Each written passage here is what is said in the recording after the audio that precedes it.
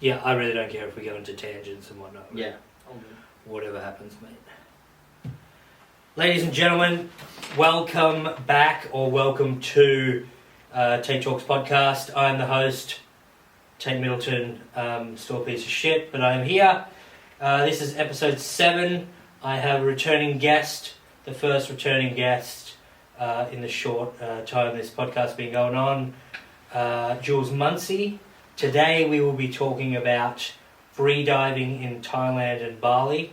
If you guys have been here from the start, Jules was on episode 1 talking about his company Indigo Luna, the swimwear and yoga wear company that he has made with his mum and I suppose ex-missus now, which is always good, but they're happy and they still like each other. So, ladies and gentlemen, welcome to the podcast again, Jules Muncey. How are you? Thank you very much, Tait. It's an honour to be back again for the second time. You are welcome. You are very welcome. The lights are a little bit more fixed. Yep, they are. They can. We can. It's still rapey. It's a bit rapey, but I like it. At least there's good lighting. Yeah, I mean you can see everything. And a good fucking. If you're telling the police what happened, you'll be able to have every little detail, I guess. Things that have changed since you've been here are new lights and new camera. Yeah, so it's, I mean, you can really see everything now. If you are tuning in and watching the YouTube version of this, hi, I'm just waving my hand like a fucking idiot. Jules, I have given you the first honours of the first official t-shirt I'm holding up for the camera. You probably can't fucking see it, but this is your t-shirt, mate. Thank you very much, Tater. And these are a couple of stickers to... That's awesome. Yeah, so rep that. That is very well done. Yes. Beautiful. Little apps on the phone that are free. What's some sort of Fox app or something like that. Picture Fox or something like that. Little handy thing. And then Vistaprint online. So I'm at 7 episodes in, still not sponsored by anyone. Probably because I haven't published a single episode. So that's probably why. But if you are listening to this episode, you know, it might be episode 200 and I'm probably still not sponsored. So if you want to sponsor me... what would be your ideal sponsorship? Lube. Petroleum jelly. Vaseline, probably. Rotisserie chicken. You know, kill 2 birds with one stone. Talking about fucking a chicken. I don't realistically probably alcohol, beer. Hard liquor's not usually my go-to too often, but alley cats. Listen, I get strippers. I get why they do it. It makes sense. I'm a stripper magnet. I'm a prostitute and a stripper magnet. Anywhere I go around the world, they come and sort me out. I feel like I was the first prototype for whores, to be honest. I feel like a chick was sitting there down in her luck going like, I need money, what should I do? And she looked up and someone exactly the same as me walked past and she was like, I'm gonna fuck that dude for money. Well, it's like one of the oldest occupations. It probably is the oldest occupation. I think, yeah, so probably maybe some old Greek dude looking just like you right now. Yeah, kebabbing home. Yeah. It'd be Sulaki, wouldn't it? A small Greek. Yeah, I think so. Whatever racial joke works there, you insert there. Yeah, it's nice to be back, Tait. Yeah, I'm still a fuckwit. Going back to that strippers thing and prostitutes in like overseas and stuff, Europe and things like that. They're pretty common to be in nightclubs and like looking for targets. The amount of times that I've been with a group of people, been at the bar doing something, some like absolutely stunning woman, it's like the chick in the red dress from the fucking Matrix, like walks up to me, stands out like there's no tomorrow. All the guys are like looking at me, talking to some girl, and they're amazed, and I walk over with the drinks and whatnot. They're like, whoa, that chick, she was so hot. Like, are you going to like ask her out or like, what are you doing? And I'm like, she's a whore. Like, how do you know? I'm like, she said, do you want to fuck me for money? I know she's a whore. Like, it's that is no joke. That has happened probably 10 separate times in my life. Yeah. And then I leave. Yeah. But it's, that has happened to me. I assume it's happened to many, many other people, but it's always a pretty unique experience. Yeah. People are like, oh my God, all the chicks are attracted to him. It's like, no, they are prostitutes. They're going for the... That guy's never seen a nipple besides his own. And that's my story, ladies and gentlemen. And this is where I cry for the next hour and a half. Thanks for coming, Jules. No worries. That's good. Stirring up feelings. It's good to get off your chest. Yeah, I know. It's this is what the podcast is now. But I reckon one day it's gonna be like the boy who cried wolf. There's gonna be like an absolute stunner that walks up to you in the bar, and you're like, "Get out of here!" Like I know what you're about. And that's gonna be the one that gets away. Yeah, true.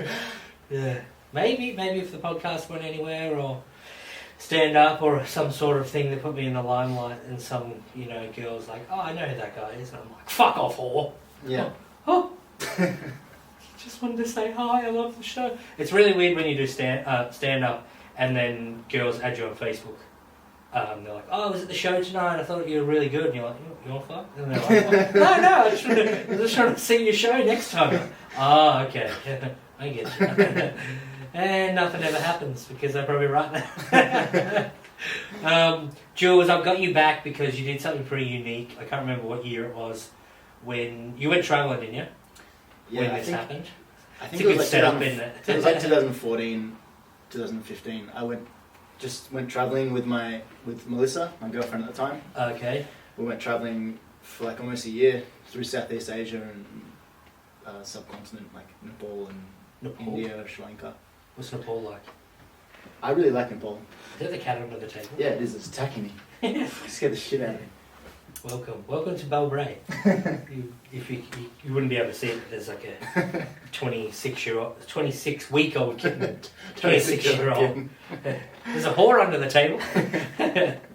It's Jules' present. Nepal.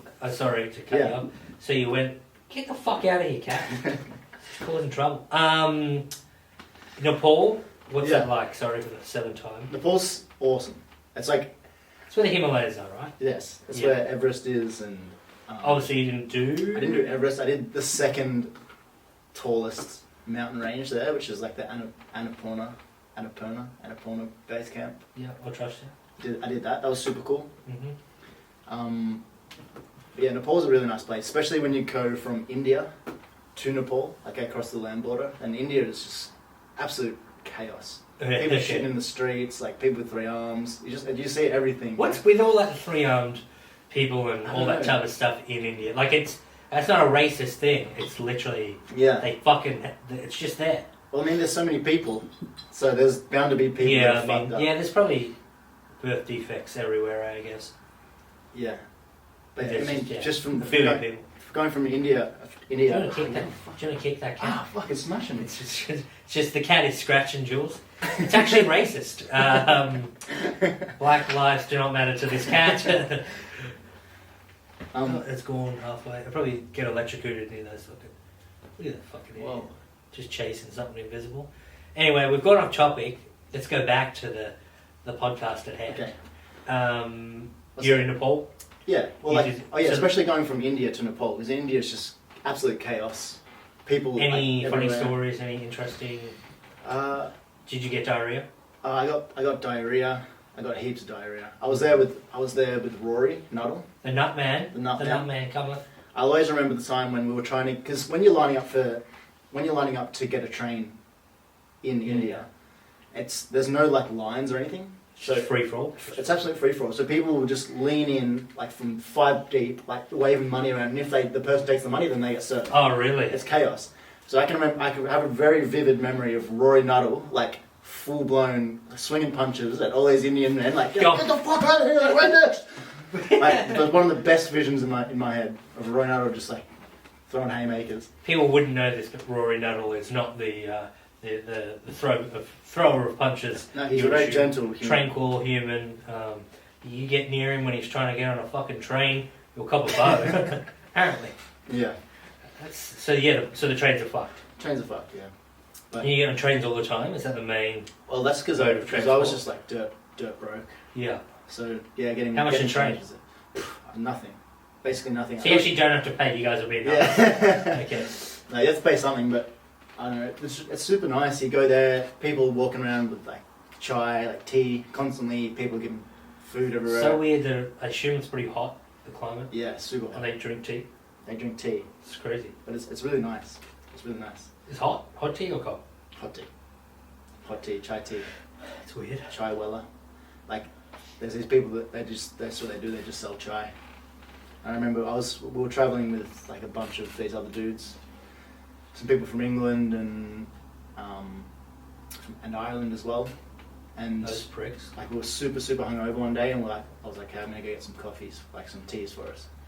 And I couldn't find anyone. I couldn't find any place. But then I found one dude, and I was like, I'm not gonna be able to carry all this shit, so you just come with me. So he just like came with a backpack, like an esky backpack full of tea. Really? Yeah, and just came in, and everyone was like, oh yeah, this is perfect. The hero. This dude just like looking around our room. He sat down and had a tea with us. That's really funny. You wouldn't get that shit here. No. Unless you gave him like $20, Yeah. realistically. So India, any must-dos in India? Yeah, India. I would recommend just go and eat stuff because the food is fucking amazing. I've been doing that my whole life. Risk it. That's why I'm You fat just- as fuck. Yeah, but if you go to India, you're gonna get so sick and you're gonna lose heaps of weight. Yeah, true. But yeah, taste the food is always super nice. Yeah. You're gonna get scammed by people. Yeah, it's always fun. Play cricket if you know how to play cricket. I know you know how to play cricket from the Barbary Big Bash. Yep, I am one of the first picked every year. Because I can remember just having conversations with old Indian dudes, just saying like, They're around like, the same, fuck like, Hayden! like we can't speak. I can't speak like Hindi or whatever. Yeah, and he can't speak English, so we just say like cricketers' names and like laugh. And then Brenda not. say like yeah. Ricky Ponting for like an hour. Yeah. I mean, it is their fucking thing in the cricket. Like, Yeah, by a fucking ton. it's crazy, and they're super competitive. We had some really competitive games. They actually have they get like if someone did an umpire and it's super competitive. I've never seen. Are these street games? Street game. Concrete? With like a tennis ball or like a little rubber ball, Yeah. and they're like fully sledging, like as hard as you can go. Like not even making any sense in English or anything, but they're just like, get the fuck out of here, like Yeah. pulling you. Just real bad shit. Yeah. But yeah, it's really fun. I really, when looking back, I liked India, but when I was there, it was chaos. It's chaos. You're getting sick. There's like crazy stuff going on. It was like, I think when we went to Indonesia in 2011, I believe we went, that was the first time I'd been to Southeast Asia, and that was an eye-opener. Like I'd been to, you would say, I think what do we call them, underdeveloped countries now? We used to call them third world countries, but that's bad. Is it? I think so. I don't know. I'll say it. Yeah. It's a third world country, I guess. It's always evolving though. That's the good thing about like fucking Indo and stuff. Yeah. But it was an eye opener to be in Indonesia for the chaotic for myself. Like it was like people grabbing you and be like, "Hey, buy this and do this," and they're like, "Ah, fuck," freaking out and stuff. But I assume India's tenfold. Yeah, India's heaps worse just because there's less. It's harder for them to see like a tourist, like in some places, you know what I mean? Okay. So people are going to be like staring. Oh. And like especially if you're a girl, there's a real culture of it's kind of like creepy culture. I could see that.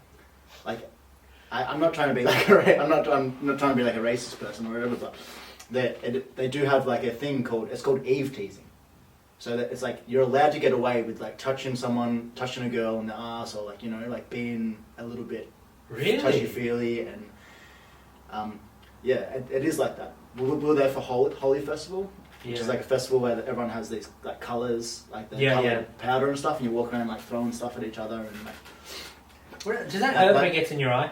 Because I've always seen it, and I'm like, I wonder if that, like people have like. It's pretty fun. Yeah. It's pretty fun. Like everyone and it sort of coincides with that the day where people. It's like a hash, like because Shiva is like the god. Yeah. His favourite thing to do was smoke hash, apparently. Oh, really? So like there's like a day, like a few days after, or like during the same time when people are just on the streets, everyone's smoking hash as well. So I was pretty like super high when this was happening. What is the difference between hash and marijuana? Like I'm not exactly sure. I think it's hash. Hash. It's like a little ball. Yeah. Of gunk. Yeah. Whereas I think marijuana is like, leaves and actually the actual tree. I don't know. Someone I'm too sure. knows. I've seen. Oh, we could Google it. But what's the fun in that? I have seen hash, but it can come in like weird little cubey bits and stuff, can't it? Or like, as you said, a ball. Yeah. Like Play-Doh. kind of like grey. Yeah. Yeah, it's weird. I don't know what it is. If you're listening to this podcast and you know what hash is, please write in the comments on YouTube. I'll be like, hey, fat man, I know what hash is. It's fucking blah, blah, blah. Just copy and paste it from Google. Probably do it myself, but, you know, write in the comments. That's what all the podcasters say. Yeah. I don't know if you get paid for that shit or they're always like, write and subscribe. Fucking... This is sponsored by Dave, the hash dealer. Yeah. Yeah. Okay, so you got stoned, throwing the stuff. Eve teasing was a thing. Eve teasing is a thing, and especially because I was there with my girlfriend at the time. It's uncomfortable walking down the street. Like, so were they touching her? Yeah, like especially in Holly Festival, when you go around, you put coloured powder on everyone. You know, there's like a. So you don't throw it, or you sort of throw it, or you can like put it on their face, or like put it on their body. So guys were covered up. Like everyone was going up, just like, up. Yeah, like everyone was covered in these beautiful colours, and the girls were just covered in like brown on their tits and on their ass. You know, I thought it would just, be like, like trying just to touch them. White. Yeah. It's like this. It's like, did something happen to you? Like a dog slobber on you or something? Wow, that doesn't sound the best. I had heard that India can be a little bit backwards in that regard for women. It was eye-opening. I didn't really understand it, and then Were you protective when it first happened? I was protective. Get off my. And then in the end, I was just Eve teasing myself, Yeah. walking around. Well, they're all doing it. Just grabbing guys' dicks. Come on, boys. Look at that rainbow dick over here. Yeah, I think, and when we're in Rajasthan with Rory and with the nut, The bow thrower. Yeah. The training day, man. And we took this like camel excursion out into the desert of Rajasthan. Yeah. Super, super nice. But like we got so much like hash, so much cookies, so many like things. Yeah. And it was just like a fucking like a nightmare. You know? You're on this big beast. Yeah, like losing your mind. Like and a camel is fucking uncomfortable. Yeah, they don't look fun. I've never been on one. No. But they don't look... I've seen a lot of people eat shit on them because the camel's like, you know, they go down onto their front legs and then if it's a real fat person like myself, they just don't have the upper body strength and they just go, Bonish! And eat fucking shit into the ground, which is amazing. That's why I think that Funniest Home videos and videos of people getting hurt is so amazing because you see someone get hurt, but you don't get to oversee any of the pain, and it's just an innate weirdness of. This is a terrible story, but I'll say it anyway because it's my fucking podcast. I was in England, and there was a lady. She wasn't super old. You would say like, you know, fucking 65-ish or something like that. And she tripped getting out of the bus. She fell on grass, mind you. It wasn't concrete. She wasn't fucking dying. But it was so comical. Like, she was just like, and then just went, bang, and then, like, face first into the grass. She kind of stumbled a bit. She got up. She had, like, a big lump of grass stuck in her melon. And everyone was like, oh, my God. And I was just like, like, losing my mind because it was just such a weird thing. Like, you just don't see people fall over. We don't, like... You ever see a dog trip over or something like that? You're like, fucking hell, that never happens. Like, it's really interesting, but for some reason I just lost my mind when this lady... Because I'm a piece of shit, that's what I'm trying to get at. 7 episodes in. I'm the real Tait's just a terrible, terrible human. Anyway, back to the real shit. Okay. What's it called? Eve tickling? Eve tickling is always next. Yeah. Eve teasing. Eve teasing. Do they call it... So do they say, like, hey, listen, or if you're at a hostel or something, there's there's a sign of a dude just like reaching over a girl's ass? On buses and stuff, there's signs that says, like, no Eve teasing. Or, like, a picture of, like, no, and then there's, like, a guy, like, grabbing a butt? Yeah. Finger in a butthole? Yeah. That could be the thumbnail for this episode. There was a...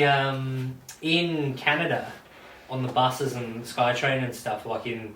Vancouver, that is, there was always these signs say like, if you send what was it? If you send other people's nudes, it's a criminal offence. In a bus. Yeah, like it was someone saying, don't fucking do it. Like, must have been like a bit of an epidemic or something, or they were just jumping on it pretty quick, but I always thought that was pretty interesting. It's just like, oh yeah, it makes sense. Yeah. Like, you don't want to be fucking, but, I don't know, dudes do it because they're cunts, pretty much.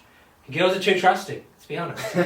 Way too trusting. I wonder if girls do like pass around dick pics to each other. For sure that they are sitting Sunday brunch, be like, check out this fucking hole. Look at this guy, Tait. Look at this guy's little dude. Probably that. Assume, yeah, without a doubt. Like, as much as dudes are cunts, also women are too sometimes. Yeah. You know, I think the ratio is a lot higher in the men department. Like, we are douchebags. We are. It's, hey, I'm always surprised that any girl fucking has anything to do with myself or my friends, because I know my friends and my family and stuff like that, and I always literally sit back when anyone has a girlfriend or a partner or something like, and I just go to myself like, what the fuck's wrong with you? Like, I honestly think to myself like, what is wrong with you? Like, you are deciding to go out with that fucking thing, or if a girl wants to go out with me, I'm just like, you damaged goods, lady. But girls want to have sex equally as much as guys. It's not just sex though, like to just put up with my shit, constant shit jokes, fucking, I don't know, beard. Who fucking wants to kiss a beard? It's disgusting. Yeah. I mean, you got eggs. I mean, I don't know if there'll be many women listening to this podcast. Maybe your mum. I hope there is. No, she doesn't know how to fucking use a computer. What did she call it? She called it a cast pod the other day. She's like, are you filming one of your little cast pods? And I'm like, that's two things that are fucking on. I'm like, leave me alone, Mum! Fuck! Knock before you come in. Leave the chicken on the bed. Where's the Vaseline? I always thought it was really like a tiny little jab when people say little in a sentence for like, so if I said to you like, hey Jules, how's your little business going? You know what I mean? Like it's one of those, it's weird. I always found it a backhanded compliment. Yeah. If that makes sense. I'll be like, how's your little podcast going? Or how's your little comedy career? Like, it's that type of, like... Yeah. It's weird. It takes a good one. It takes something out of it. It's a great one for, like... To just overpower someone. Yeah. Are you still playing your little cricket games? Yeah. Yeah, it's just... You're just like, fuck. Motherfucker. Yes. Playing my cricket games, you cunt. We have got off topic. We don't have a crazy amount to chat about in this podcast, I don't think. Free diving is the main thing we're going to chat about. So stay tuned, ladies and gentlemen. I don't know why I just wrote off everyone being like, this podcast's going to be shit. You might as well turn it up right now. See this? Yeah. So Eve's teasing. Eve teasing? Eve's teasing. I reckon you could probably bring it into Australia if you wanted to. People do bad shit and they're like, but it's in my culture. Yeah. You know what I mean? It's like, mate, you can't... Whose culture is it to fuck kids? You know what I mean? Like, it's just always someone just being like, but it's in my culture. Like, we're writing to your country and we're going to see if it's in there. And we're going to see what they fucking say, champ. Like, it's always someone doing something dodgy. Yeah. Alright, you went from there, you're in Nepal. You did the second highest mountain. Yeah. What'd you call it? It's called the Annapurna. Yeah. I actually looked through I wrote a diary at the time, and I looked through it the other day and actually wrote it out. It's really cool. So I did it, it's like a 10 or 11 day trek. Shit. But What's the altitude? Is it fucked? I think it's like 6,100 and something. I did. So it's getting there. That's it's not like super dangerous or anything. I did one in Guatemala. Did a Fuego? I can't remember it's a volcano. Tango is like, I have fuego is fire. I have fire. It was a volcano. So Fuego? Yeah. Fire hill? I don't know. Fire mountain. I did that. It was one of the greatest things I've ever done with my fucking... Well, it wasn't even my missus at the time. Ex-missus, I guess. So we did that and... She was a prostitute? Yeah, paid. And that was amazing. But that was like 4.5, I like to say. I could be totally wrong. But yeah, I was, as a big fat man, fucked anyway. And then the altitude, I was like... I had her like carrying the bag and shit. So I was like...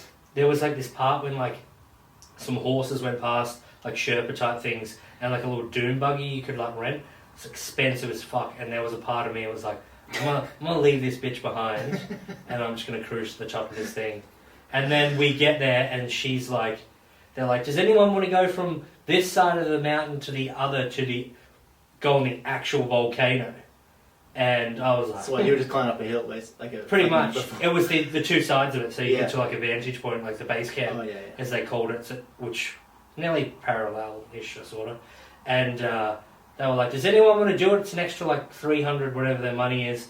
And I'm like, kind of fucking idiot's gonna do this? Fucking one, turn around the fucking ex-missus fucking waving her hand. I'm like, fuck!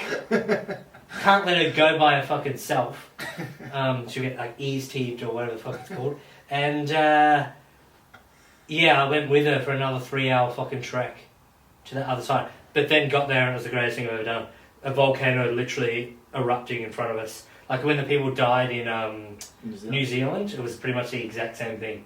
And we probably did like a cruder, dodgier version. Yeah. And it was amazing. Yeah. I could see when people are like, oh, why the fuck would they climb the volcano? If you get the opportunity, go and do that type of stuff. It's unlucky that people died, really, really, really. But it's fucking fantastic. It's one of those mind-blowing things. Sorry to cut you off, I just wanted to... Like trekking is a bit like that, you know? Like, it's not the most fun thing in the world. No. But exercise, gross. But that's, you know, there's always a story. Well, you do it. Yeah, you do it to like get to like a crazy scenic point. And seeing a volcano erupt at night, like I wish I had an amazing camera to get the views. I might even put like a picture up on Facebook to show like the view and stuff. But yeah, it was absolutely mind blowing. Just at night too, watching the lava spew out of this thing. It's erupting, like sounding like crazy big fireworks, and you're just taken back. Like this is pure like Mother Nature's like butthole, I guess. Yeah. It was crazy. It was absolutely fucking superb. Do you have any other stories from South America? I'm sure you have a few. South America is somewhere I'd love. Well, that's central, isn't it? Is it Guatemala central? Oh yeah, I think it is. We got heaps of shit in South America. I went to the book Marching Powder, which is an Australian dude who interviewed an English guy. What was he? English African, I think he was. The guy who got locked up in Bolivia as a drug smuggler, and then you can actually go into that prison, bribe your way in there, and hang out for the day, which is pretty unique. Marching Powder, if you're a book reader, lover, whatever you fucking can, and read that because it's amazing. So all that shit, like I think people still would have been in there from when I think that was 2010 we were in there. I'm just going to quickly pause there. Yeah, South America is fantastic. A lot of shit to do there. They're super cheap. If you got like $5,000, you can be down there for like 3 months realistically. The flights are going to probably set you back. I think Melbourne to Santiago, which is the capital of Chile, I believe. I think that's like $1,600, $2,000 or something like that. Return, which is pretty expensive considering you can get to like LA for like $900, but it's a massive flight. Like it's brutal. It's just, do you have to go? It's all across water, obviously. Do you go directly there, or do you have to stay? I think when we did it, like back in 2010, my very first international flight was so Tullamarine, Melbourne to Sydney Airport to LA to Sao Paulo to Brazil, and that was 57 hours. Yeah, fucking hell. Yeah. We had a 20-hour layover in LA, so we got to have a snooze. Yeah. Still fucking brutal. Like, I don't think I've ever been jet lagged like that in my life. Like that was fucked. Had plenty of things in Brazil. Obviously, did Machu Picchu in Peru, which is pretty awesome. It's like the Inca thing, I think. I'm pretty sure it's Inca. I always get mixed up between yeah, it's definitely Inca. Inca and the Mayans. Yeah, I'm pretty sure. I don't know either. I'm pretty sure it's Inca because they got an Inca cola. It's like yellow. Looks like piss. Like Coca-Cola. Yeah, it's like creaming soda. It tastes like from memory. That was awesome. Machu Picchu. Apparently, it's totally changed from 10 years ago. We got up there. There was probably like 30 people up there for like our day type thing. Now it's like they cut it off at like 100 or something crazy, or it's 100 people allowed in at a time. Like it's crazy. Bungee jumping in Peru, that was pretty fucking sick. That was like 130 30 meters or something, which is pretty high. That's big. To like a little concrete circle in the ground, with no water or anything. Just, a concrete circle. Yeah. Which was the weirdest thing about that was, when we went there, we were like doing the bungee jumping. There was just like a Sharon footy, like an Australian football, just sitting on the ground, and I was like, "What the fuck?" It was very strange. Like, but I assume it's Australians were having a kick. Ruambaki, which is like in the Amazon basin, I believe. I think that's still Bolivia. Did like a Pampas tour, so that's in like the little like wooden boats with like a little motor, but a lot of the times they just paddle because it's too low, because the engine will get stuck in the fucking mud and whatnot. But it's the low season, so like anacondas, bats, shit ton of caiman. Went fishing for piranhas. Had piranhas for like dinner. Heaps of shit that I can't remember. Brazil. The World Cup was on when I was in Brazil, so we went to like Copacabana Beach. Watched that with like the masses. That's so cool. Probably like fucking looking back on it, it's probably like 50 or 100,000 people on the beach. It was crazy. But they had like FIFA had like set up things all around the world so they could pan the cameras to like certain spots, if that makes sense, around the world. So this was like the big FIFA spot set up with drinks and this and that, and like it's like a fucking party. That was awesome. I reckon COVID is going to change a lot of travelling experiences. You know, it's going to be a lot harder to do all this shit. You got eaves tapping or whatever. Yeah, eaves be a lot less eaves to teach. 1.5 meters, mate. Touch my butthole from there. Get a stick. So yeah, I'm waiting. I'm hoping to go to Spain in 3 days, but I haven't heard back from the government yet. Just go into a hot spot. Yeah. Is it via New York or? No. Is it New York to UK and UK to? Via Wuhan. Yeah. Just all the fucking hot spots. Yeah, what are you doing in Spain? I'm doing a bit of work stuff and a bit of leisure stuff as well. Just spend time with some mates. Eve's teasing. A bit of Eve's teasing, for sure. That's cool. How long is the plan to be over there for? Well, I think we get free visas for like 3 months, right? Like Schengen visas. I don't know, you probably know more than me, but I'm pretty sure we get Schengen. So we get 3 month visas, so I'll do it there, and I'm still allowed to go and have meetings with companies and stuff. So yeah, I want to try and have some fulfillment centers over in Europe. So Yeah, just make it a bit easier because people have to pay taxes and stuff from Australia to Europe. So just get that done. Spend a bit of time with mates. Go hang out in like Ibiza and with some of the nice places. I wonder what it's like over there at the moment. Yeah, well, a lot of people are starting to go back now because they've actually opened the borders to like a lot of countries, including Australia. But so the issue is that I can't leave Australia because I need permission. And I've like applied for it, and I'm just waiting for them. It's a fucking horrible system. It's crazy. It's like we live in 1984. We can't do As in the book 1984? Yeah. Were you in my English class? Man, I dropped out of school by then. Jake brought it to South America. Oh, right. And I read it. I was like, this is cool as fuck. And then I remember Googling it, and then just some chick's tits came up. So I was like, there was tits. What a movie. Yeah. Yeah, no, that's an interesting. Anyway, we'll see what happens. So I might be around for a bit longer if I'm not allowed to leave. Yeah, podcast number 10. Yeah. Maybe on every second week.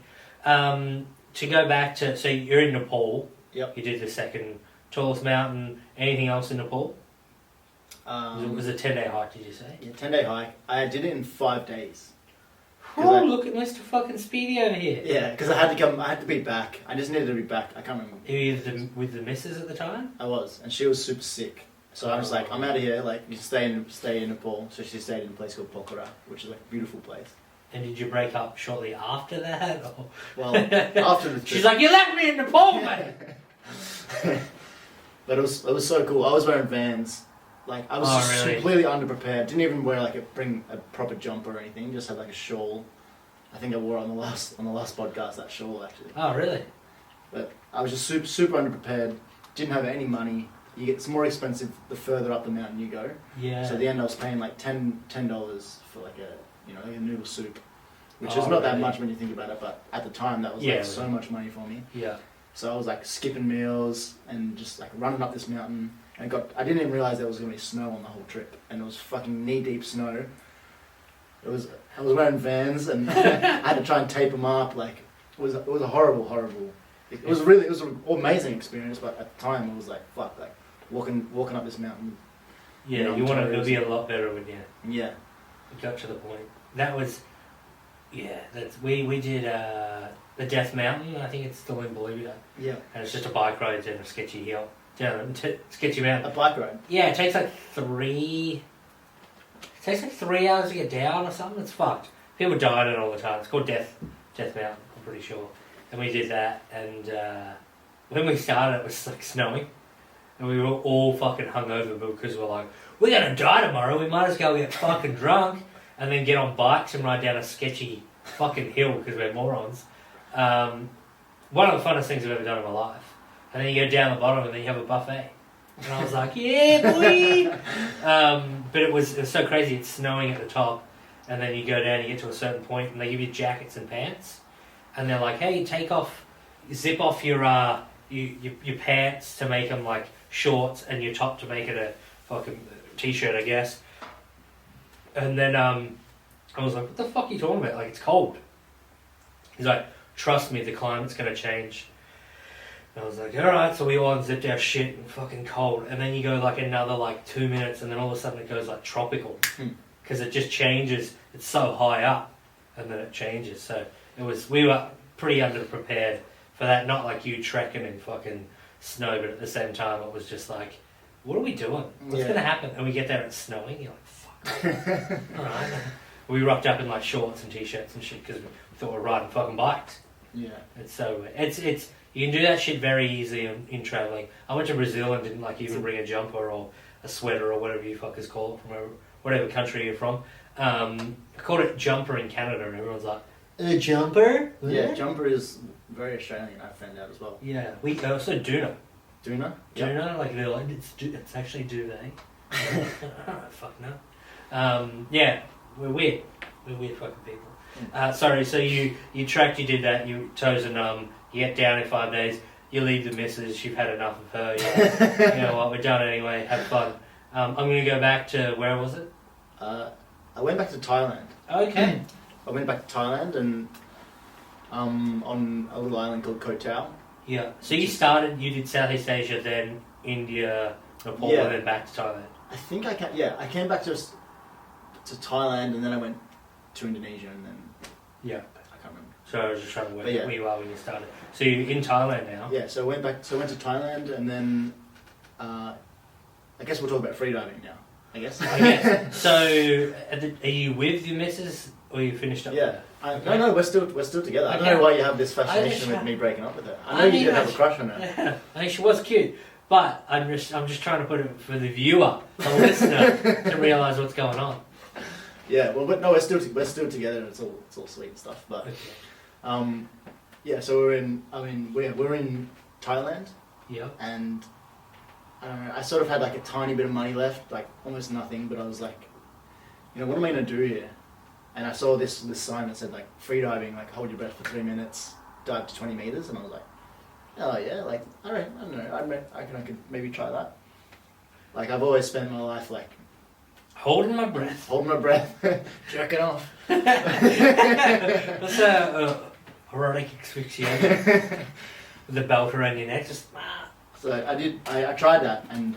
Wait, erotic asphyxiation or freediving? Well, both. Okay. But I enjoyed the freediving a bit more. Yeah. So I stuck with that. And like I did like a level 1 course, what they call it. How much is a course over there for freediving? I can't remember, to be honest, but they're kind of exy. They're kind of expensive. Because I assume it's mainly tourists. Yeah.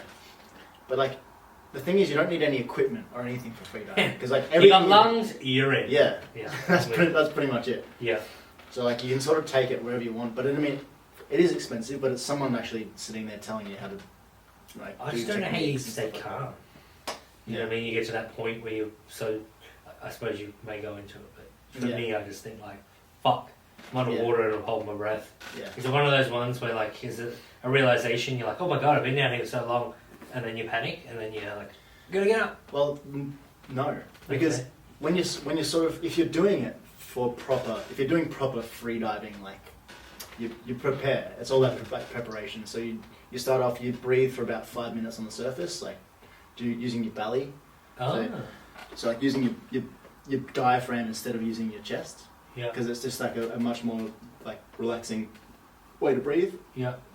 It automatically brings your heart rate down, does all these cool things to your body, which makes it a lot easier for you to hold your breath and be calm. So usually when you are diving properly, you're in a super like relaxed meditative state. Yeah. And it just makes it super easy to dive. Where I actually did. Actually, why don't you put this on tape? Just put it on now, and we'll see how it's going. This is like a what is it, like a Garmin fitness tracker thing? Yeah, I've got like 6 of these. My wrist probably won't fit on it. No, it doesn't. The last one. So there's heaps of cool. Freediving is like basically just either tricking your body or learning about your body enough that you can learn how it works and you can push it further. Okay. So for the people who haven't, can't see this on listening to the podcast, Jules has just put a Garmin, what did you say? It's just like a fitness tracker, so it measures your heart rate and stuff like that. So it's a Fitbit, not a Fitbit. Yeah. Okay. If Fitbit wants to sponsor the program, I mean, I'm happy to throw this Garmin piece of trash out right now and smash it. Alright, so what's the idea of, I put this on, Well, so we're going to see my heart rate. well, firstly, let's talk about freediving in general. I start crying. 'Cause- Yeah. Well, do you know what freediving is, Tater? Not, like, all I know is free diving is you're in the water, usually the ocean, you're not using, scuba gear, you are actually just holding your breath and that's it. That's all I know. That's it. That's pretty much it. It's like snorkeling. It's been Jules Muncey. Yeah. See you later. I mean, I couldn't picture you free. I think you'd be good at it. I couldn't picture you. I've never actually seen you in the sunlight before, so. Well, we do the podcast at night. Vampire. But it's a really interesting sport because, I don't know, I think in Australia you grew up doing all kinds of like hard sports, like playing football or like surfing where you have to have your heart rate up and you have to be like in the zone kind of thing. Yeah. Playing rugby or whatever. But freediving is the complete opposite. You need to be super relaxed in order to be good at it. Yeah. And not be panicking, and it's all about Couldn't like, do that. slow movements. I'm slow. That's me. But more mentally, and my movements are pretty fucking slow. But I just couldn't imagine not panicking. Yeah. I would just freak out, man. But the coolest thing is like I'd think of sharks every time. Sometimes I wake up at night and I'm like, oh fuck, yeah. sharks. I actually used to like if you're in like the bath or in a pool and you like get that sharky feeling. Yeah, like, it's so weird, isn't it? It's the dumbest thing when you're like. It's so dumb. So when if you're at night and you're like swimming, you're like, imagine if there was someone put a shark in there. It's such a strange fucking thing.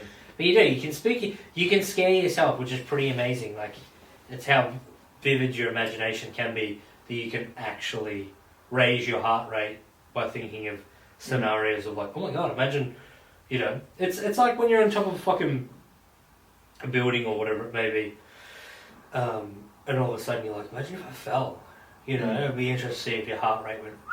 Do you ever get the feeling like? Do you ever get the thoughts of just like, I'm gonna jump? I mean, I've had the thought of like, what would happen if I jumped, type thing. I get like a real urge to like jump off thing, like not like kill myself, and but like I can't. I'll be like playing this at his funeral. Like, I told you, fucking told you, it's not all happy-go-lucky. Eve's teasing with Jules. He was thinking about jumping. Yeah, I don't know. I mean, it'd be a very weird feeling, especially having like 3 seconds or 4 seconds of free falling. You know what I mean? You'd be like, that's where right choice? Is, yeah, that's where the meaning of life is. And I watched a documentary on Netflix about people jumping off the Golden Gate Bridge. Yeah, it's pretty hectic. I mean, any type of suicide. Realistically, our objective is to breathe and to stay alive. Mm. So to negate that and your brain to tell you to shut it off is amazing. Like, people would drown their own fucking mothers in the ocean if that's how they would stay above the waves. Yeah. That's why I've heard, what's it called, like lifesavers and stuff, like smack people when they go on to save them because they're like grabbing them and pushing them under the water. It's real dangerous and stuff like that. So, yeah. I mean, you'll kill someone before you're going to die.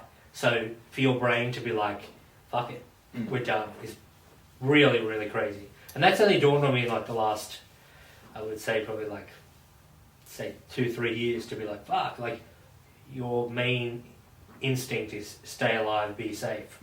You know. Hello, cat who's jumped on the fucking table.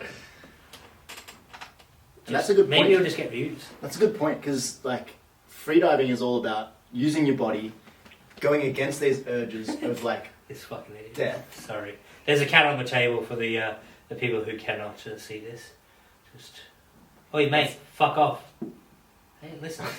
As it was like half jumping. It knows it's going to get beaten.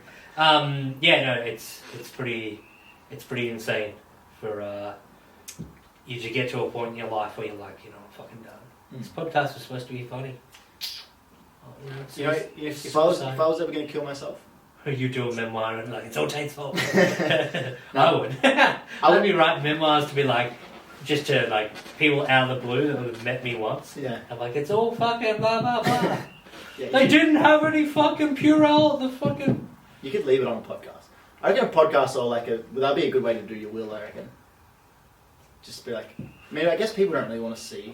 Oh, you mean kill yourself? No, like not kill yourself on a podcast. I mean like do your like do like you could do like a funeral podcast if you wanted to, if you're like just about to die. Yeah, true. It would just be me just being racist. No, just kidding. I'd be pretty cutthroat with people, I reckon. Like, anyone who's ever annoyed me, I'd be like, it's the Jews. No. Can say that because there's like 3 in Australia. Yeah. Realistically. Fletcher Herman's coming on the episode soon. Yeah. What were we talking about? We got suicide out of the way. I was going to say, like, if I was going to kill myself, I think the best way to do it would to be freediving. I'm not joking, because the chick does it in open water. Is it free water? Open water. The one where the boat leaves and her and her husband. This is a fucked movie and it's true. There's 2 people snorkeling or scuba diving, and they're under the water doing their thing, and then the boat leaves as they're underwater, and they somehow get to mix up and they think everyone's on board, and they come up and there's no boat, and the boat never fucking comes. It's fucking brutal. Then a shark bites the dude, they believe, and then he dies, I think, of blood loss. Yeah, and then the chick's just at the end, she's just like, if you're going to see the movie, no point I'm going to tell you the whole thing.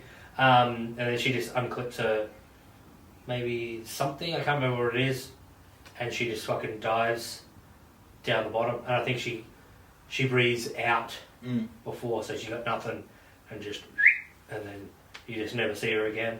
Yeah. And then she becomes a mermaid in heaven. Very nice. Or hell. She could have been a piece of shit, right? But I think it's a nice way to die, because especially drowning pets. Remember, like, I don't know if you've ever heard this, but to get, like, say you had maybe a guinea pig or something small or something weird, they reckon, like, instead of euthanizing it or just stomping on its melon, you could put it underwater was the way to get rid of pets, which I've never done.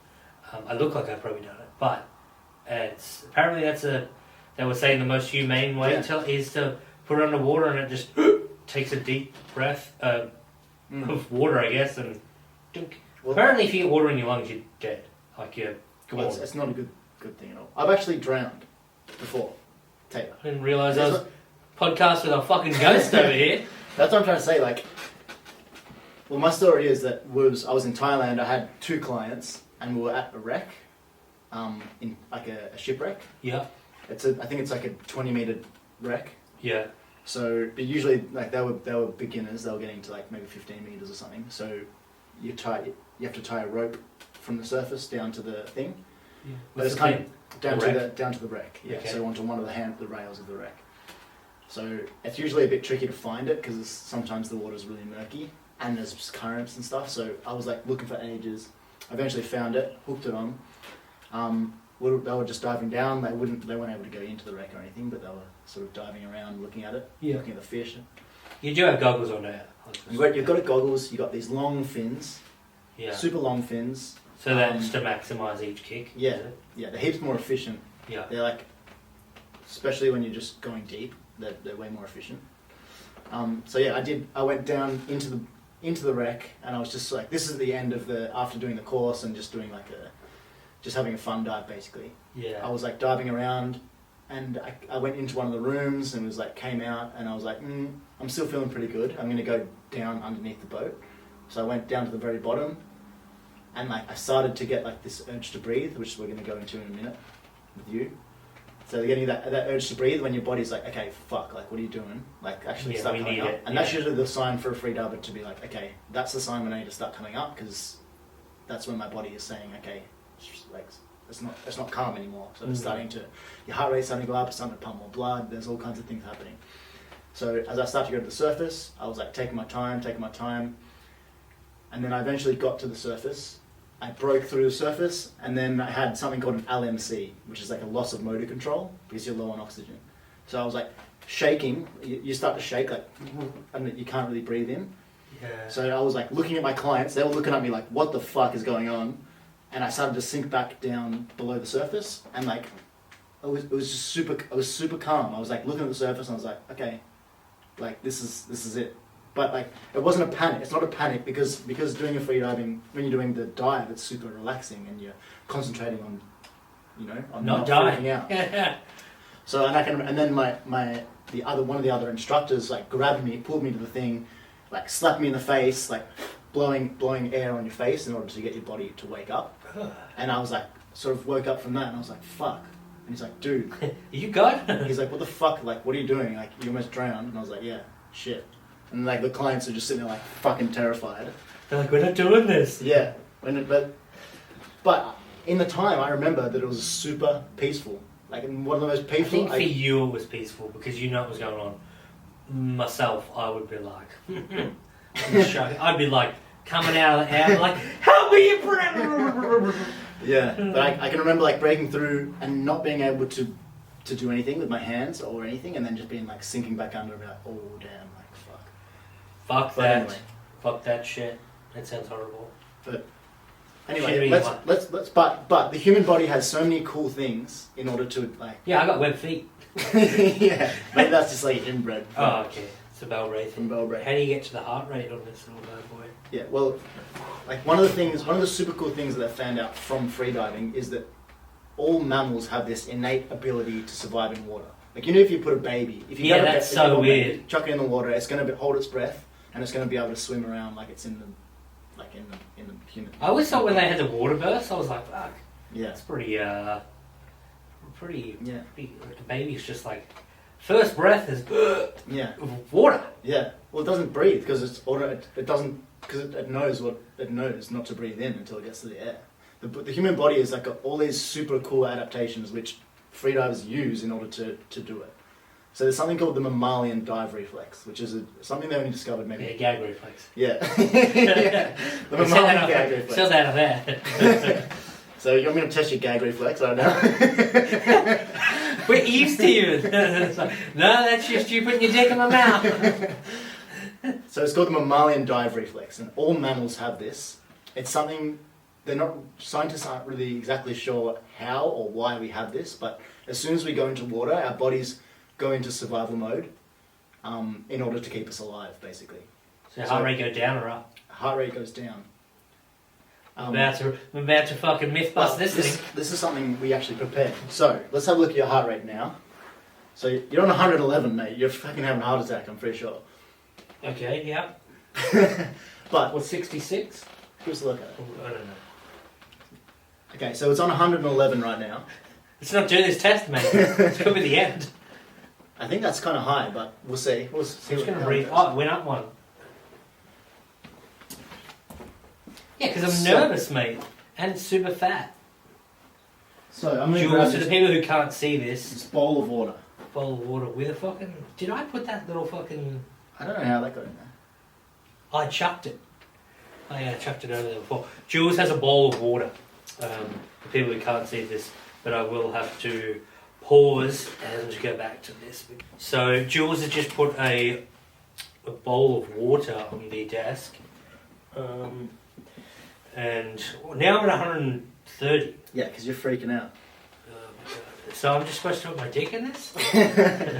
So I'm going to show you that. I'm going to show you. You've never like. I've never sucked a dick ever. Never, not in my 29 years. I've never sucked one dick. Well, now's your chance. I've had plenty of chances, man. Dudes love me. Okay, so we're going to test your mammalian dive reflex. So this is an automatic thing that you have from being a human being and being a mammal that we've probably evolved to have from firstly when we left the ocean millions of years ago. It's like a leftover thing that we have in order for us to survive if we fall into water. And it's just been passed down through your life. So, okay, let's bring your hand over here so I can see your heart rate. So for people listening, it's on 111 right now. So I want you to just take a nice breath and just put your face in the water and hold it as long as you can, and then when you need to breathe. So I'm breathing in to fill up my lungs? That's how breathing works, Tait. Yeah, so breath in. Breath in and then hold it. Okay. And then put your face in the water. Take off my Thank You the Cougar's hat. Why do we breathe, Tait? Because it's better than not breathing, they say. I'll just turn this around so we can hear me drown. Are you going to hold my head in there? No. Do not do that, because I don't want to fucking wreck the computer. No, I'm not going to fuck with you. Don't do that. I'm not going to fuck with you. So. You can see how fat I am, ladies and gentlemen? So I'm just going to put my head in. Put your hand here as well. I'll put your towel there, just in case. But put your hand over this side so I can see it, and I'll read out. So just take a nice calm breath. Fucking little thing. And then hold, and then go in. So it's on 122 at the moment. I'm going to freeze to fucking death, yep. Ready? Go. So it's an automatic response that as soon as Tait puts his face in the water, his body realizes that he's in water, so it automatically starts to slow his heart rate down, and starts to do things. So it thinks that Tait is drowning right now, so it starts to. How long was it supposed to be in there? It's supposed to be in there for as long as you want, but it went up. It did the opposite of what I was just trying to make it do. Just freaking out, man. Try again. Just try and stay there as long as you can, and try and calm yourself. So it was 122, it's at 127 now. 126, 125, 124, 123. I'm trying not to laugh. Well, it's not really working the experiment, is it? No, I'm just having a drink of fucking water at the moment. Okay, let me try it. Right. Well, we'll go back to it. Okay, we'll go back to it. Anyway, so what it's supposed to do is the human body realizes. Are you talking about it though? It's hard to get calm. Yeah, I'm just fucking fun. Anyway, it's a super cool thing that they've just discovered, and there's some people that believe that humans are actually meant to be more aquatic, like they're actually aquatic animals and stuff. Like, we know we're skinless, we have all like little slight webbed feet and all this bullshit. Other monkeys don't have this, and other things. Oh, okay. Compared to monkeys, you say? Compared to monkeys, well, we are monkeys. We're a form of monk. We're a form of ape. Your beard. Yeah. So let's see. Maybe it's still with the cat. The cat would have a reflex for sure. The cat would fucking tear both of our faces off. Would not be the fun one. Well, anyway, that was supposed to show that, but it didn't. That's okay. Myth debunk. Yeah, you said something about sucking dicks. That's how we got the towel. Yeah. So yeah, that was the. That was no, I want to see you do it. I want to see what's your heart rate? Well, at the moment it's on 120. Ah, Mr. Fit over here. So, I'm gonna just take a breath, and then put my face in the water, and hopefully my body reacts to it. So, why don't you read out what my heart rate is? You're at 130 because you're terrified. Okay, ready? Okay. Jules has just put his head into the water. It's going down. Oh, it is going down. It's down to 124, 123, 122. Oh my god. He's actually doing it, ladies and gentlemen. 120. Let's see if Jules will either drown first or I'll come first. I can see him smirking under the water. He's down to 116, 115. He's not lying. 114, 113. Now it's not reading for some stupid reason. No. I honestly think Jules has died because it's saying 0-0. He's back. You went down. So, yeah? You went down to 116, and then for some reason it zeroed itself. Well, anyway. Maybe you went under. Maybe you went under like a. Well, it's down to 106 now, but it did. It obviously went down. So yeah. You are not. Do Well, you anyway. want to finish the bowl? Or? That's pretty incredible. I thought you were lying. Oh, put this crudely down there. Yep. This has been very, very this is made like science works. Fucking Bill Nye, the fucking freediving guy over here. So that's pretty. Well, anyway, yeah. fucked. So there's heaps of little things that the body has in order for us to, we can make the most of. What the fuck is this cat doing? Cat's being a fucking idiot. There's always something. Being a fucking moron. Yeah, that was... Yours definitely went down. Obviously, you started at like 130 because you're terrified that I was going to try and finger you when you're underwater. But it went down to 116 and for some reason zeroed itself off. And then when you looked at it yourself, it was at 106. Yeah. So it drops down. That's just the human body's way of going, oh fuck, we're in water, we're holding our breath. Let's try and conserve as much oxygen as we can. The longer you do spend, you'll start to get these other things. It's called like bradycardia, which is when like the blood will start to be moved away from the extremities. So the blood will be pushed from the arms and from the legs into the torso. So it'll keep the torso and the brain, obviously. Yeah. Just to keep the vital organs working. Really? You know, and you sort of start to go numb after a little while. There's always a huge like adaptations for us to hold our breath and survive in water, which is really, really cool. What at your peak? Yeah. What do you think your best longest time underwater could be? Well, just there's a few different things. Like there's a few different ways to do it. Obviously, if you're swimming, your breath hold's going to be less because you're using more oxygen. Yeah. If you're swimming, if I'm just sitting there on the surface with my face in the water and floating, like that, mm-hmm. I can do 6.5 minutes. 6.5 minutes you can hold your breath. The world record is like 9.5 minutes. Wow. And that's just firstly, it's all about relaxation, and then by the time you're sort of forgetting that you're even holding your breath, and then the second phase of it is like trying to stop yourself from coming up and just pushing yourself further and further and further. It's fucking uncomfortable. It's not the most pleasant thing in the world, but it works. I think you train your brain to. Yeah, you can train. We can do this. Yeah. I mean, that's why it's a pretty fucking weird sport, and there's not that many people doing it. Yeah. But it's mind over matter. I remember I've done courses I did a course with these two dudes from America. Yeah. They were both football players. And then there was this one Chinese girl who could hardly swim. Mm-hmm. And the football players, they were like muscly, they were super athletic, but they were super uncomfortable in the water. Same as me, yeah. I get the exact you are uncomfortable in the water. Like my muscles tensed up, I was about to rip out of my jumper, yeah. But this Chinese girl, the Chinese girl that could hardly swim, she was able to relax, hold her breath, pull herself down the rope to 15 meters. So that's how you do it. Is that how you get down to the bottom? Well, you can either kick. There's different ways to do it, but the easiest way to teach people is to pull down on the rope, because as you're pulling down, you need to equalize as well. Because as you go down, we've got these air spaces in our body. We've got our sinus, we've got our lungs, we've got. I don't know why I looked at you weird when you said lungs then. What? And our ears as well. So as you go down, obviously the pressure is going to increase as you go down in the ocean. Yeah. So as the pressure increases on the outside, it makes the air spaces on the inside decrease. Okay. So in order for us to your lungs will start to decrease. All your spaces in your ear will start to decrease. Do people? Sorry to cut you off, but do people think they've got this in tune and they're like, yeah, I'm fucking killing it. I can hold my breath for 5 minutes, but don't realise that when they're getting deeper, that everything's constricting, and then they're like, the fuck, I can only do it for 2 minutes, or whatever it is, or they nearly fucking die, or do many people die?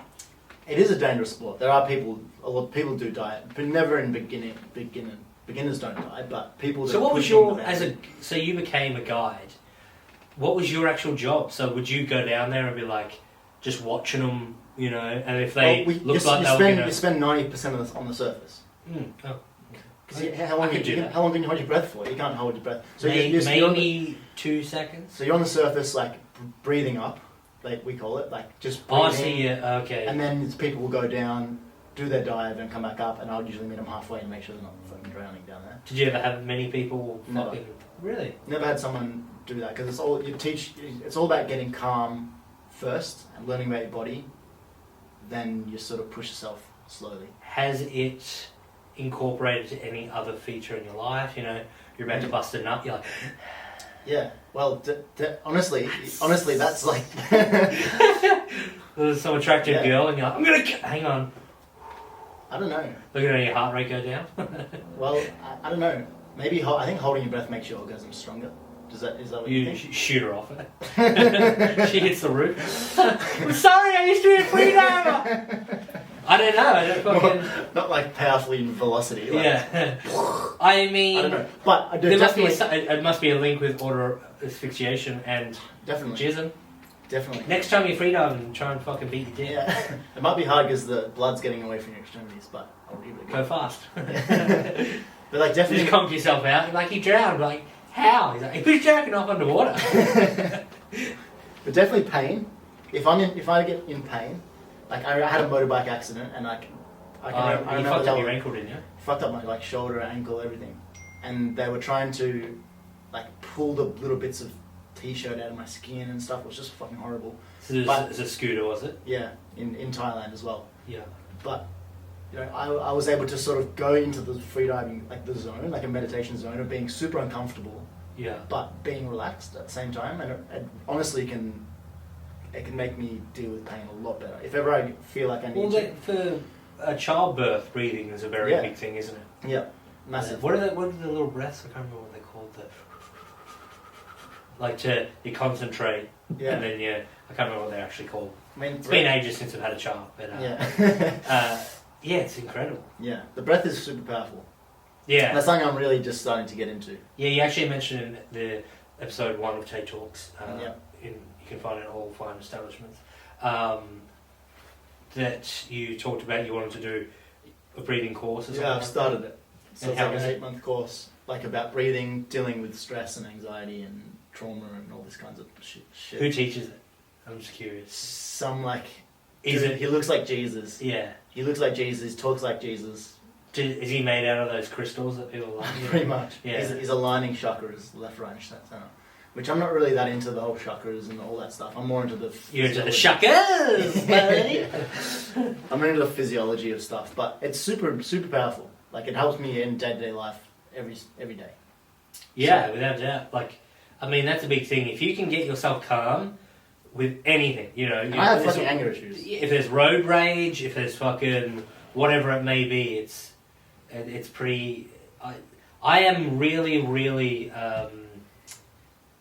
impressed when people can keep their cool in most situations, whether it be, you know, if I get flustered, if I'm doing stand up and I get flustered, I'm fucked. Like, you know, I'm like, my brain's off. If someone was shouting at me, I'm like, you know, you are one of mine. You know, it's fucking brain turns off. It's not pleasant. Like I do not get. Do you ever go blank when you're doing stand up? I've done it once. Like it was gig number 9, and I did the first gig for all the friends down in Aries in the pub, and it ended up being like the comedy night that I put on, my very first one. There was about 120 people there, and I probably knew about 70, and it was the very first time I'd ever done stand up for my friends. So everyone was just like fucking pretty pumped to see it and stuff. And I remember I was killing it. I was fucking going really well. And then I just locked eyes with someone's missus. I can't remember who it was. But my brain just went like, I know that person. And it just went like, beep, just off. and I was like just walking around in circles swearing. Really? I was just like, fuck. I think you might have been in Thailand or something like that. Yeah, I was away. And I was just walking around in circles going, fuck, I can't remember. And my other comedian mates, I guess, who have seen me do stuff, they were like, snakes on a plane. So I like jogged my memory from where I was up to, which was really nice. And I was like, fuck. And then I sped through it again. I got to this point for like 30 seconds, fucked up, and then on my third crack, went into it, and then I just clicked. And everyone thought it was part of the set because the way that I was just fucking around.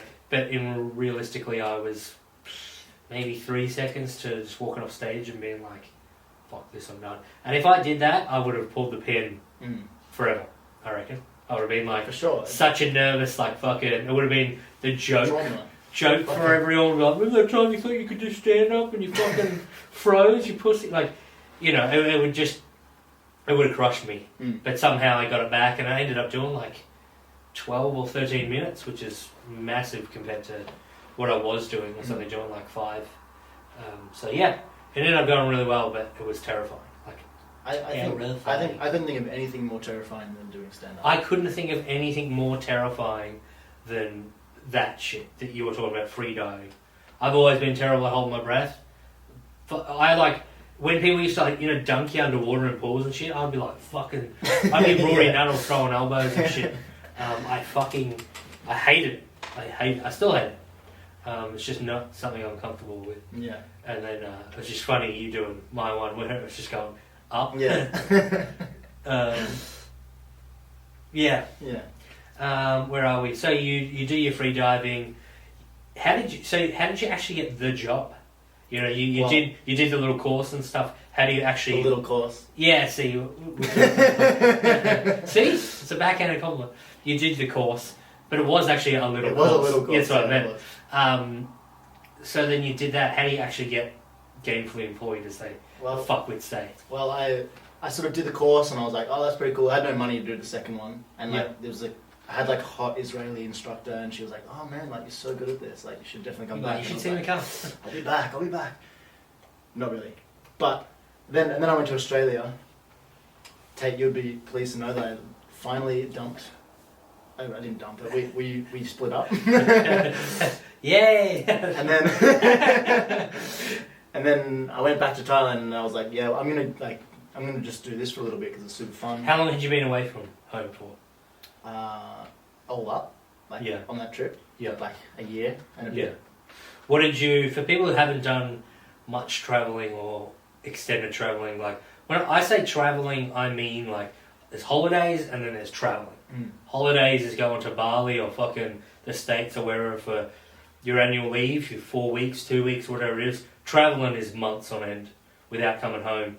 What did you feel like when you came home? If that's like, I'm always interested in chatting to people when they're away for so long, then they get home. Did you realise that no one gives a fuck? No one gives a fuck, and no one's doing anything. Yeah, never changes. Like, everyone's just like, what did you do? Just went to work this week. When, like, what did you do? I was, like, fucking Eve teasing all these chicks. Yeah. Or whatever. Yeah. There's all, like... And you don't really get a chance to tell anyone. Yeah, it's such No one gives a shit about anything in this world. It's a very strange thing. You think everyone's going to be asking you 10,000 questions and you get back home and they're like, so how many girls you fuck? You know what I mean? And then you say that and they're like, fucking sick. And then it's onto something else, you know what I mean? Like it's hard to chat all about your stuff because, you know, you'd be chatting to someone for fucking 4 hours about yourself. But yeah, it's very strange that you automatically think that everyone's going to care about what you've been doing.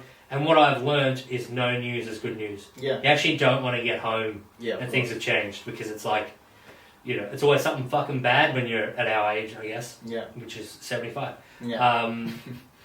So yeah, sorry to jump into that one. I just thought it's interesting when people go travelling, then they get home. Yeah, you're right. And it's just people are like, I don't give a fuck. And that's it's good to sit down and actually do a podcast. I think because you can actually talk about stuff. Well, it's interesting stuff. I don't know if anyone's at the pub would be like, listening. If we were at the pub and talking about this shit, like someone would walk over and like footy's on TV or something, whatever it is. You know. Oh, one thing going back to the interesting things in South America, I got a tattoo. Ah, yes. Remember on your show, everyone. It's on my ball sack. It's tiny. I got a tattoo. The only reason I got a tattoo was because my mate Jake, who I went travelling with, and Lewis, another dude that we met travelling, they went for a walk down the city strip. They went into a tattoo parlour and they were like, oh, tattoos, we should get tattoos. And they were like, nah, it's dumb. And then I'm pretty sure they were like, Tait's dumb enough, he'll get one. And then we were drunk that night and they were like, you should get a tattoo tomorrow, it'll be fucking sick. And then we went to the casino and we won about $130 each, which is heaps of money there. Craziest thing, we won all this money on roulette and then we decided to put it on one number. All of it. Yeah, so it was like 36-1 or whatever the odds are for roulette. And it came up and we won. And we won like $130 each or $140 each. It's a massive amount of money. You're using like small bets. Yeah, it's a massive amount of money over there because it's peanuts. You know, a beer is like $1 and stuff or whatever it may be. So a meal's like $6 or whatever. Probably a lot less actually, it's like 2 or 3. So I went and got with my winnings. I got a tattoo because I'm a fucking moron. And it's got one eye. Yeah, we will always give you a shit about. It's got this like angel looking fucking thing. I don't know what it is. The amount of chicks who have just been like, the fuck is that? And I'm like, why are chicks looking at it? Why? It's on his back, by the way. They why? They pegged me. Yeah, never got a massage, mate. But yeah, it's got one eye, and I remember at the time because the way that it looked looked alright. I don't think it's the worst tattoo, but it's cool. It's one of those stories. I forget that I have a tattoo anyway. People are like, do you have a tattoo? I'm like, nah.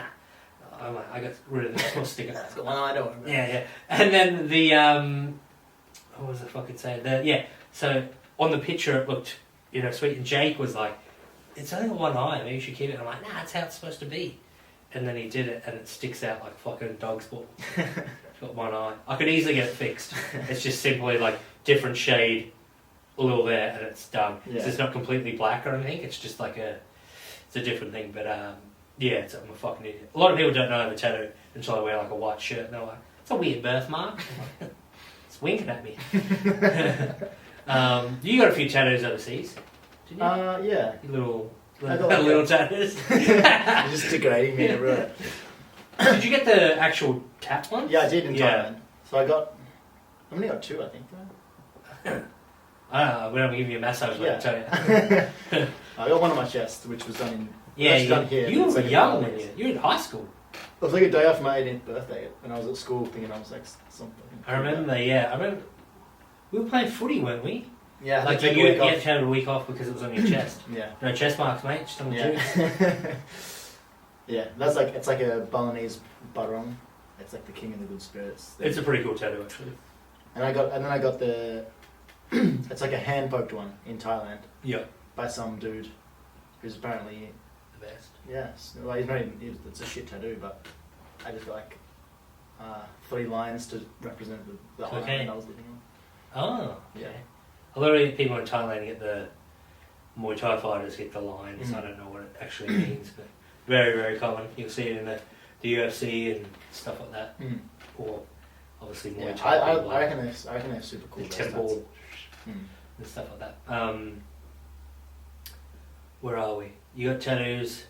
We go back. Let's go back to the free diving. Okay. You did the little course. Yeah. How did you get the job? The Israeli instructor. You came home. You broke up with the missus. Yay. The Israeli chick had gone by the time I got back. Ah, damn it. Were you like all keen to fucking? No, not really. But I did an internship. They called it an internship. It's like 3 months. You learn to go from level 1 to there's like 3 levels, and then you do the instructor course afterwards.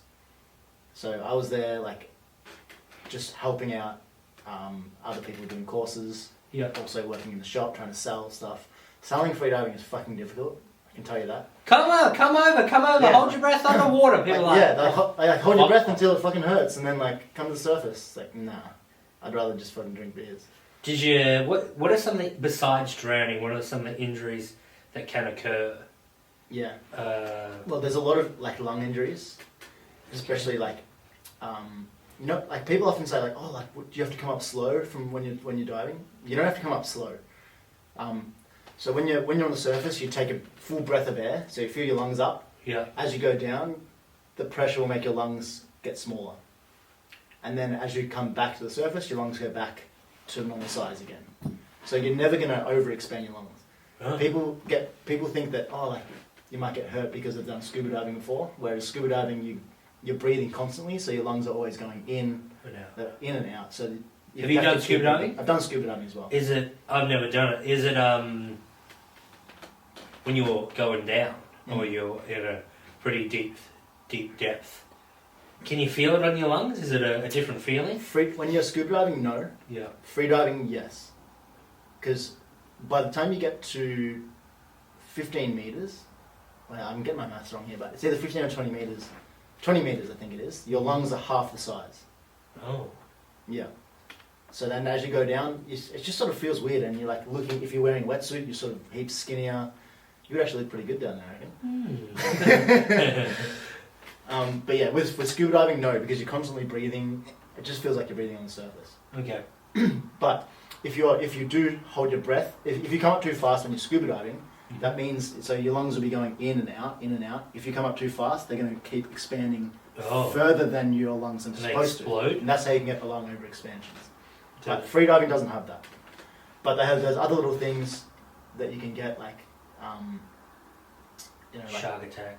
They call it a squeeze. So it's when your alveoli, which is we didn't go into the actual physiology of breathing, but it's when your alveoli, if anyone knows what that is, it's sort of my listeners will know. Fills up with blood, and it's not good. It's not good. So what happens? You piss it out, or you just gotta let it heal. Your lungs are pretty good at healing themselves and like taking shit out, and you breathe in all kinds of dust and shit every day. Your lungs are super good at cleaning all that stuff out. When you think about it. It's true. Our bodies are pretty great. But why? It's pretty interesting what we can get our bodies to do. But why do we breathe, Tait? This is the question I asked before. I told you. It's better than not. Do not listen. Why do we breathe? Because like when you die, pretty much every reason that we die is because you're not getting oxygen to the brain. Okay. Right? So is it to get So think about it. Think about what's the way you would die. Heart attack? Heart attack is because you're not getting oxygen to the brain because its heart's not pumping properly. Okay. Loss of blood, you're not getting blood to the brain. What else? Is it just to get blood? Is it just get oxygen to the brain? Is why we breathe? That's the only reason why we breathe. Is to bring oxygen into the body. We need the three things that we need to survive, to live, is oxygen. We need glucose in the form of food. Yeah. And we need water. Fuck. Always one. Like that's like the three things for to sustain life on Earth anyway. Yeah. So, yeah, and pretty much anything that we do anything that we do that's doesn't get oxygen to the brain, that's how we're going to die. Yeah. So that's the main reason why we breathe. What about the gases? I'm going to test you, Tait. What gases are we breathing in right now? I'm getting a lot of arrogance. I don't know. CO2 comes out. CO2 comes out. Yeah, but there will be some. CO1? I don't know. Yeah. Well, what do we need to survive? Air. But what is in air? Pass. We have oxygen. Okay. You said CO2, carbon dioxide. Yeah. That's what we breathe out, and that's what trees take in order. That's how.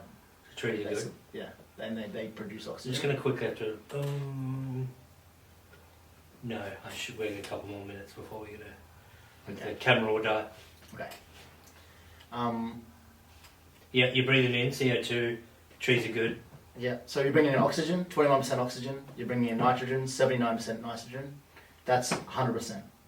So that's pretty much the only two things that we're going to breathe in. Carbon dioxide is such a tiny. I breathe in paint sometimes. And wood.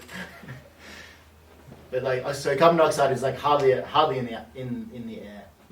That's the thing that makes us actually want to breathe. Our body doesn't know how much oxygen we have. It can't calculate it, but it can calculate how much carbon dioxide we have. So if you hold your breath right now, yeah, do it. Hold your breath, and then like the thing that makes you want to breathe, it's actually the carbon dioxide building up in your body, which means that you still have. Let's try that fucking again, and we're back for the 17th time. Can you go through the last couple of things you said? Because the camera died. I know I'm going to repeat it on the podcast if you're listening to it, but Just fast forward. I can't remember what we're talking about. How big is your dick? No. You said, what are we breathing in? And you were asking me all those questions and I nailed it. Yeah. And then, but you can just go through it yourself and just... yeah. Well, so the reason we breathe is to get oxygen to the brain. Yep. We breathe in... So we breathe in, the air goes into our lungs. Our lungs are sort of like a sponge. So you can imagine like a tree branch, like it starts thick at the at the trunk, and then as you go out, it branches out, and then eventually you get to the leaves on the very end. Yep. You can imagine that our lungs are like that, but upside down. Yep. The leaves are the alveoli at the end. And they're the things that you can break. They're the things you can break from diving deep or like doing all kinds Taking of it stuff deep. like that. Taking it deep. 4 inches. So then the way that so when we breathe in oxygen. The oxygen will diffuse over, if you remember this from chemistry or from... I already quit school by then. Anyway, it diffuses into our bloodstream. It gets taken by our red blood cells, which carry it around. Mm-hmm. Carries it to our vital our organs in the body, to our muscles, and also to our brain, which keeps us alive. Okay. Yes, so our body doesn't actually know. Our body can't work out how much oxygen we have. Yeah. It just knows that we need oxygen, but it can work out how much carbon dioxide we do have. So when we breathe in, in order for us to get energy, we breathe in oxygen. Yeah. We use glucose from our food, and we use water to turn it to energy. Yeah. So when the thing that gets released from this exchange of energy is carbon dioxide. Also water, a few other things as well. But that's why we breathe in the oxygen, and then we breathe out carbon dioxide, plus other oxygen, plus all kinds of other stuff. So why we breathe, that's why we breathe. Yeah. Is what you're saying. Yeah. Long-winded version of it, if you ask me. My one was just like, yeah, we got it, it's good. And he's like, well, it's glucose and fucking... No, it's, you sound very smart. That's... Yeah. Okay, so we got to breathe, obviously, because as all the stuff you just said. Yeah. And when you do hold your breath, what I was trying to say is your body doesn't understand how much oxygen it has. It only knows how much carbon dioxide it so has. we can actually... Yeah. We've got a lot more than we can think. Way more. Yeah, so we can actually do it for, as you said, some dude did it for 9.5 minutes or whatever. And you did it for 6.5. It's just about pushing yourself past the limit and understanding what's going on. So if you understand that, hold on, fuck, I feel like I need to breathe. And if you're like, hold on a second, I got heaps more oxygen in my body. It's like when your fuel light comes on in your car. Yeah, pretty and much. you're just like, you know what, we can go another fucking 80 k's. Yeah, exactly. We're fine. But then that one day that you're like, and that's what freediving. That's what freediving is. Freediving is knowing that I'm on empty, but I've been this far before, so I'm going to keep going a little bit further, you know. And then eventually, that's how people die, from pushing themselves, and they get stranded or whatever. It makes me fucking... Yeah, there's heaps of cool like freediving movies and stuff. If ever anyone's, there's one called Le Grand Bleu, The Big Blue. Yeah, it's like a French dude who does it, but it's really cool movie. It's not all about freediving; he does all the other stuff as well. But that's like a cult movie. So everyone knows about it, don't they? Like in that industry. Yeah, so there's like 4 people that know it. Yeah, fuck it, it's cool.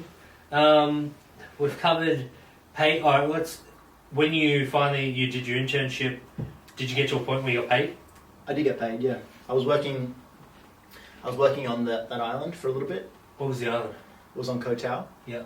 And then I moved over to Koh Phi Phi, which is like fucking fairy tale island, like party island. Yeah, I was gonna say that's I have not much memory of working. I have lots of memory of partying. Like, no girlfriend if you recall, ladies and gentlemen. Yep, no girlfriend at the time. A few STDs, but... No, it was super fun. As a young guy, like young freediver, trying to sell people courses that they don't really have, and then just go out partying at night. It was super fun. How often would you go out? Would you go out every day with a client, or a second day every... Yeah, I'd probably say like 3 times a week. Yeah. Or 3 or 4 times a week. How much would you get paid? I know it's going to be not much, because... Not much. You're there. But everything should be cheap, shouldn't Everything's cheap. I can't really remember exactly, but... I don't know. I think I was enough to survive. Enough to survive, not enough to save. Yeah. And like you'd be spending your money on stuff as well anyway. So heroin. Yeah. It's an... Hammer, as we called it in the last podcast. In yellow. What do you call it? He called it hammer. It's Hammer? heroin. Okay. Yeah, that's apparently the slang for it. Mm. Skunks are pedophiles. Yep. Yep. Dogs. So, dogs, skunks, Skunks. fucking parrots. Yeah. It's a new one I made up. But, he got paid a little bit. A little bit. The pay's not great. There's not that much exposure in freediving. It's fun and I think it's very healthy for you. Mentally. Yeah, I mean, I think big time later in life, as you were saying, to be able to get the techniques, to be able to fucking work through most things, it must be. Yeah. And you obviously fucking swimming and staying fit fit and whatnot. Yeah. You did it. So you did it Koh and PB Island. Yep. And then after that, I was teaching it in Nusa Lembongan. And actually, so I met... That's still Thailand? Nusa Lembongan is in Indonesia. And is that where you met the lovely Lavissa? I met Lavissa on Koh Phi Phi, actually. Oh. Yeah. She was one that stuck around. Yeah. Yeah, we met Come there. in and fucking, I'll help you breathe. Yeah. Come into my house. It's a good I've got aircon. Yeah, it's actually a good Is that pickup better? line. Is that? I've got aircon is a lot better pickup, I think. Yeah, I did have aircon as well, which is like... I know that, that's literally all why the other scuba divers were so poor they didn't have anything. And you were the sweet, you were the fucking the king. Yeah. The aircon king. Okay, so you went to PB Island. Yeah. How long did you stay there for? How long did you do it all up? I probably worked for about maybe almost 2 years. I mean, I still do it. I bought fins the other day in order to, because when I hopefully get to Spain, I will be doing some free diving with my mate over there, who's a spear fisherman. I mean, that's what his job is. He's a spear fisherman, so he free dives and shoots fish and sells it at a market. Yeah, like a fishmonger. So, but yeah, like the pay, the actual free diving, people aren't that super interested. Hopefully, there's someone who might be a little bit more interested. Could you do it in Australia? Yeah, there's people all down like in Geelong and stuff. You can do it, which it's probably not that nice to be honest. Yeah, okay. A bit cold.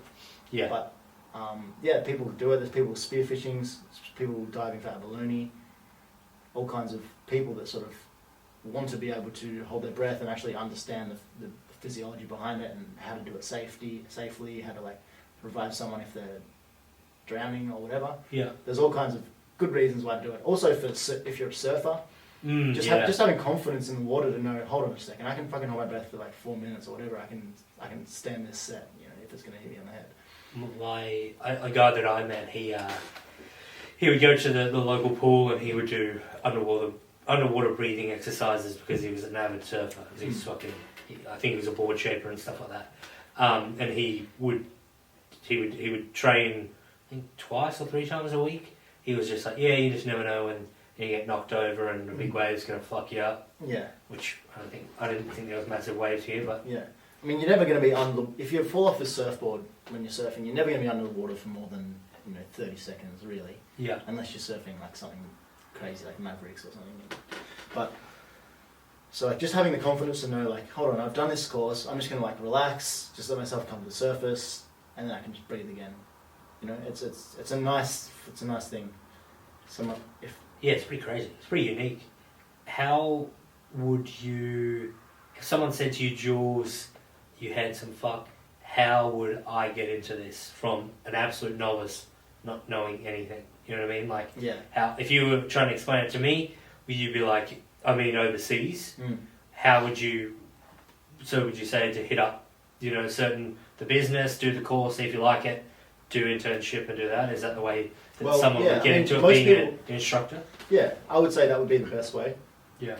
Well, if you don't have 3 months to sit around and be a bum, then obviously you can pay to do like a faster thing or whatever. But I would definitely just do the course, see how you like it. Some people aren't comfortable in the water, which is fine, but they get... I mean, we're supposed to be on land. Well, there's studies that show that we might be aquatic mammals, but we'll see. I mean, there's a lot of houses on land. Show me how many are underwater, mate. Well, the Earth is like, what, 70% water? I think more, 80. Yeah. I mean, we adapt. Have you ever seen the movie Waterworld? They have, yeah. Classic film. That's all That I'm is a saying. classic film. Yeah, it's great.